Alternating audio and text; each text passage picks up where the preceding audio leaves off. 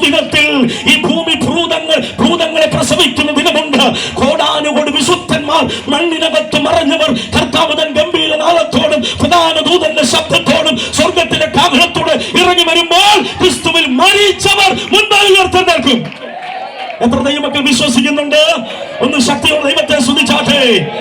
യേശു മരിച്ചവരിൽ നിന്നും ഉയർത്തെഴുന്നേറ്റവനാണ്. മരണത്തിന് അവനെ അടക്കി വെക്കാൻ പറ്റിയില്ല.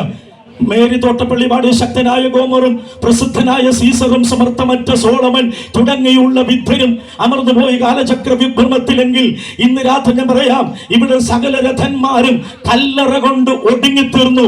എന്നാൽ നമ്മുടെ പ്രത്യാശ ഇവിടെ മരിച്ചു വീണാലും, പ്രസംഗിച്ചുകൊണ്ടിരിക്കുമ്പോൾ ഞാൻ മരിച്ചു വീണാലും, കേട്ടുകൊണ്ടിരിക്കും നിങ്ങൾ ഇന്ന് രാത്രി ഇവിടെ മരിച്ചു വീണാലും, നമ്മുടെ ആത്മാവ് വിട്ടു പിരിഞ്ഞ് ക്രിസ്തുവിനോട് ചേരുന്നതാകയാൽ എത്ര ദൈവമക്കൾക്ക് ഇന്ന് രാത്രി സന്തോഷമുണ്ട്. ഒന്ന് ശക്തിയോടെ ദൈവത്തെ സ്തുതിച്ചാട്ടെ. രക്ഷിക്കപ്പെടാത്ത ഒരാൾ മരിച്ചാൽ അവന്റെ ആത്മാവ് പോകുന്നത് യാതന സ്ഥലത്താണ്. അവസാനത്തെ ന്യായവിധി വരെയും അവന്റെ ആത്മാവ് ദണ്ഡന സ്ഥലത്തായിരിക്കും. എന്നാൽ ക്രിസ്തുവിനെ രക്ഷിതാവും കർത്താവുമായി സ്വീകരിച്ച ഒരു ദൈവമൈതൽ മരിച്ചാൽ അവന്റെ ആത്മാവ് പോകുന്നത്, പൗലോസ് പറഞ്ഞു, വിട്ടുപിരിഞ്ഞ് ക്രിസ്തുവിനോടുകൂടെ